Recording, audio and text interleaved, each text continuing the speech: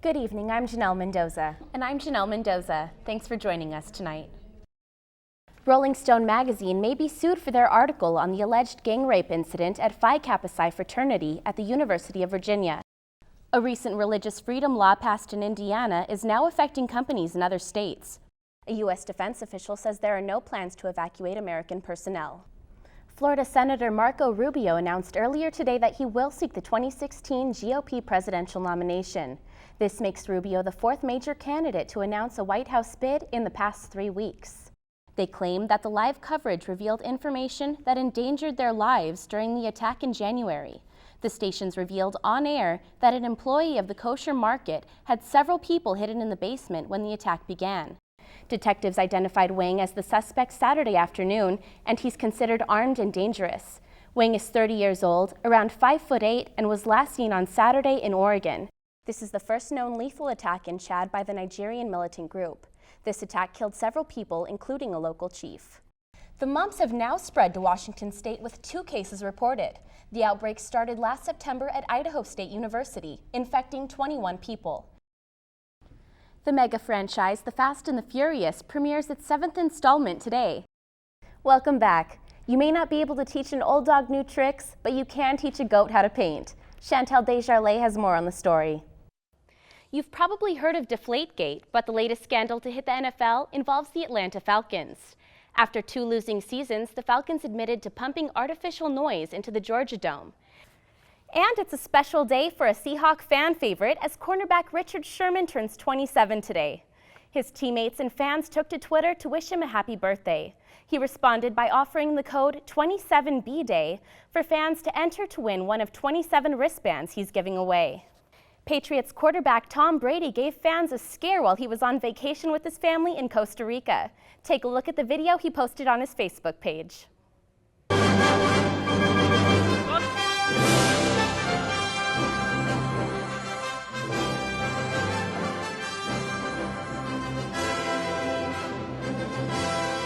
Brady captioned the video saying, "Never doing that again," with the hashtag #AirBrady, which may be a relief for both his fans and teammates. Pullman residents can put their snowshoes away for now while a Pineapple Express moves through the region. The subtropical air flowing through the state, which brought this week's rain, will also cause temperatures to rise. Last January and February, temperatures were below freezing, but this year they'll stay in or around the 50s until mid-February. I'm sorry, but we will have one more day of rain before those clouds clear.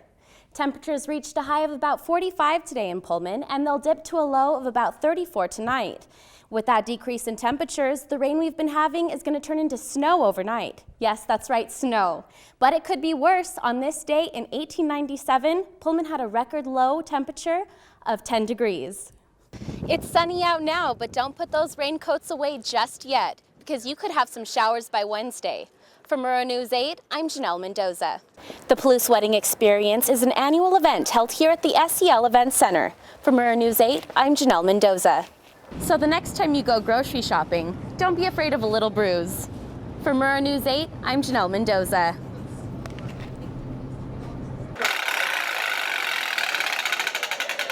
Clubs on campus and organizations in the community celebrated Earth Day by giving valuable information on sustainability and commemorative swag.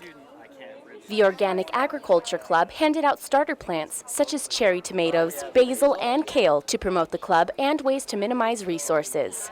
Introduce students, with some hands-on experience, hopefully if they have a pot or a garden in the backyard, to get them, dig in.